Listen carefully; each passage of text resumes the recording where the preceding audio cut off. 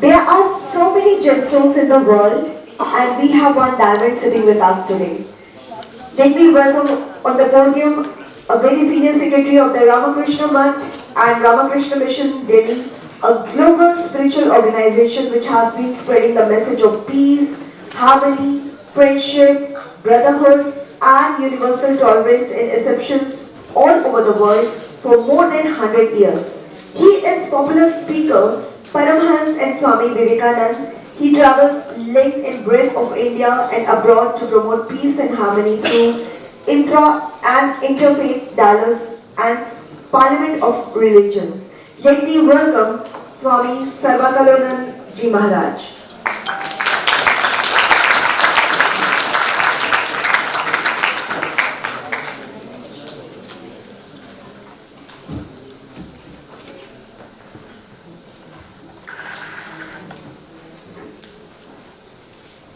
ओम असतो मा सद्गमय तमसो मा ज्योतिर्गमय मृत्योर्मा अमृतगमय ओम शांति शांति शांति.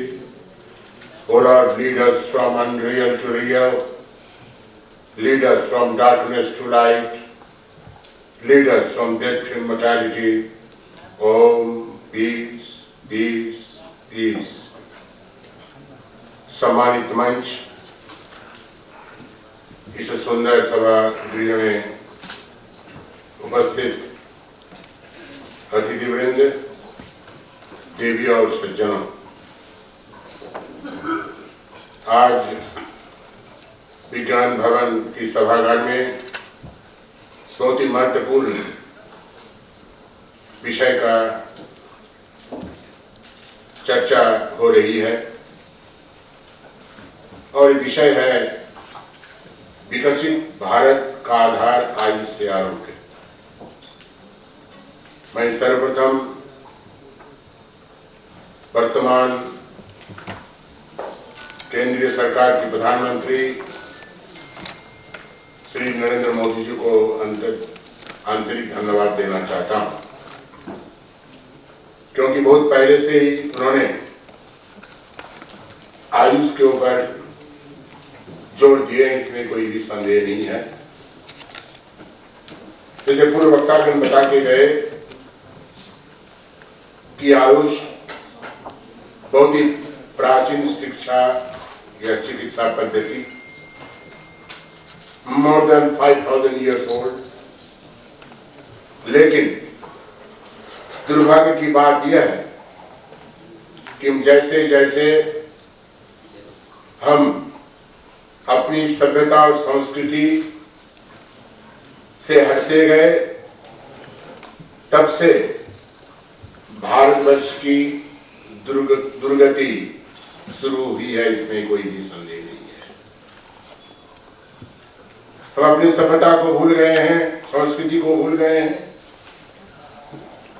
हमारा जो धरोहर है, परंपरा है, इतना समृद्ध, इतनी पुरानी है. ऐसी सभ्यता, संस्कृति, परंपरा किसी भी देश में नहीं है, किसी भी जाति में नहीं है. लेकिन दुर्भाग्य की विषय यह है कि हम सब भूलते गए अपनी सभ्यता और संस्कृति को. जो आयुष के बारे में हम सभी जानते हैं, जिसको हम कहते हैं आज की अंग्रेजी में ऑल्टरनेटिव मेडिसिन, यूनानी, कविराज, आयुर्वेद, योगा, नेचुरोपैथी, इस सब के बारे में आज हम चर्चा करते हैं. सभी सिस्टम में एक सीमा होती है. एलोपैथिक का हम चर्चा करते हैं, हम बहुत बड़ाई करते हैं कि एलोपैथिक चिकित्सा बहुत ही उन्नत है, इसमें कोई भी संदेह नहीं है. लेकिन आयुर्वेदिक चिकित्सा में भी एक सीमा है, लिमिटेशन जिसको हम कहते हैं.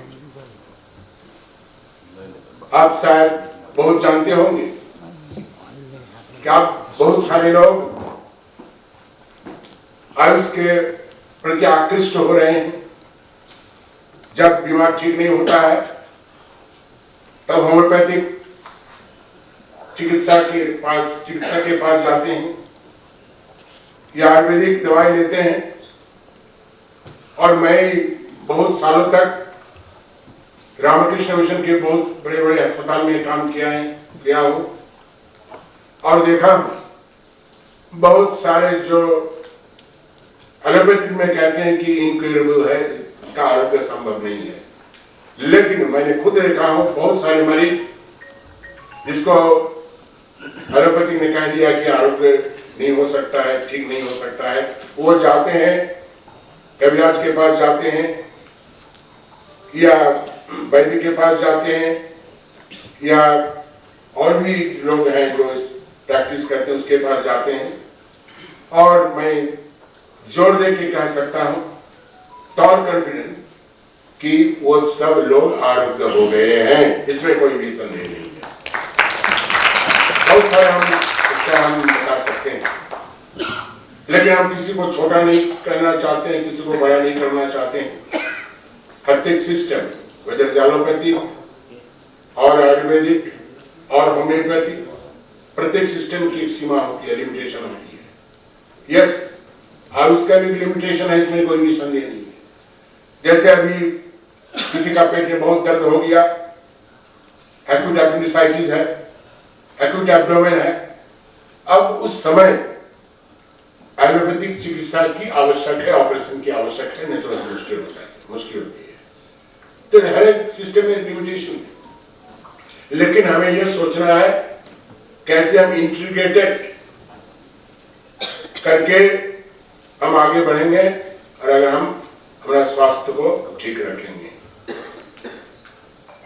स्वास्थ्य बहुत दिन से इंडिया में हेल्थ केयर सिस्टम जिसको हम कहते हैं has been neglect किया हमने।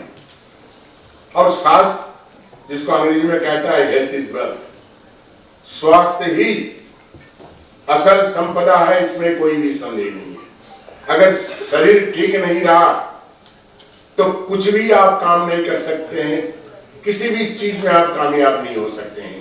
इसलिए हमारे शास्त्रों में कहा गया है शरीर माध्यम खलु धर्म साधना, शरीर के माध्यम से ही, सुस्त शरीर के माध्यम से ही, स्ट्रॉन्ग हेल्थ और माइंड के सहारे, उसको उपाय से आप कुछ भी प्राप्त कर सकते हैं, प्रत्येक चीज में आप कामयाब हो सकते हैं। इसलिए स्वस्थ शरीर की आवश्यकता है। और जैसे हमारे पूर्व वक्ता ने बताया उन्होंने कि अगर स्वस्थ ठीक नहीं रहा तो मन भी ठीक नहीं रहेगा। It is quite rightly said that healthy mind resides in a healthy body. स्वस्थ मन आप चाहते हैं, मानसिक अवसाद से हम परेशान हैं, मेंटल स्ट्रेस एंड स्ट्रेस, मानसिक रोग से हम परेशान हैं, लेकिन हम मानसिक रोग के लिए हम जाते हैं बहुत डॉक्टरों के पास, इसके उसके पास, लेकिन ये मानसिक रोग दूर करने के लिए हजारों साल पहले से ही भगवान कृष्ण ने बताया कैसे हम मानसिक अवसाद को दूर कर सकते हैं। Somebody was quoting Bhagavad Gita, talking about the Bhagavad Gita. Bhagavad Gita, अगर आप पढ़े डिजीज, फ्रस्ट्रेशन, अर्जुन का तो बहुत बड़ा फ्रस्ट्रेशन हो गया। आप जानते हैं अर्जुन जैसे धनुर्धर, try to understand it, Arjun जैसे धनुर्धर, he was the best archer of his time, इतने बड़े योद्धा, उसका इतना मानसिक अवसाद, so much frustrated कि अर्जुन जैसे योद्धा कहता कि मैं युद्ध नहीं करूंगा, कुरुक्षेत्र युद्ध। अब आते हैं भगवान कृष्ण, समझाते हैं, काउंसलिंग करते हैं, जैसे साइकियाट्रिस्ट लोग काउंसलिंग करते हैं मरीजों को, उन्होंने काउंसलिंग किया और काउंसलिंग करके अर्जुन को कितना बलवान बना दिया। अर्जुन लास्ट में कहा नष्टमो हे स्त्रीलोकदा तत्प्रसादात्, हे कृष्ण, हे भगवान, तुम्हारी कृपा से, तुम्हारी काउंसलिंग से मेरा मोह, दुर्बलता सब कुछ चली गई, मैं युद्ध करूंगा। And all of you know that he fought the battle and won the battle. इसलिए योगा जो है, योगा के बारे में बहुत कुछ चर्चा आप लोग करते हैं, योगा प्रैक्टिस भी करते हैं। इसलिए भगवान कृष्ण ने बताया कि आप कम से कम मेंटल जो बीमारी है, मेंटल डिजीज है, उसको हम 4 योगों से हम उसको कम कर सकते हैं, दूर कर सकते हैं। जैसे पूर्व वक्ता भी बता रहे थे, भक्ति योग है, ज्ञान योग है, राज योग है, कर्म योग है, उसका हम पालन करें।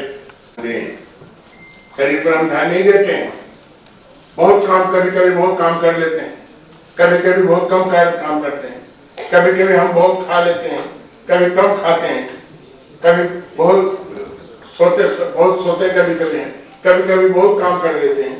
इससे क्या होता है, शरीर टूट जाता है, शरीर खराब हो जाता है। इसलिए भगवान कृष्ण ने यह बताया कि परिमित संयमित जीवन जियो, तब आपको हम सुस्त रख सकते हैं। तो मैं ज्यादा बात नहीं करूंगा कि आज का जो प्रोग्राम है, 2 दिन का प्रोग्राम देख रहे हैं, 21 और 22, ये 2 दिन का प्रोग्राम है। आज भी बहुत चर्चा होगी और कल भी शायद चर्चा होगी सब्जेक्ट के ऊपर। मैं यही कहूँगा, हम लोग तो चर्चा करते हैं, कॉन्फ्रेंस करते हैं, रोजाना कुछ ना कुछ देखते हैं, नेशनल, इंटरनेशनल या डिस्ट्रिक्ट लेवल पे या राज्य स्तर पर बहुत सारे कॉन्फ्रेंस हो रहे हैं जन कल्याण की। कॉन्फ्रेंस का तो अर्थ होता है जन कल्याण की, welfare of the human being.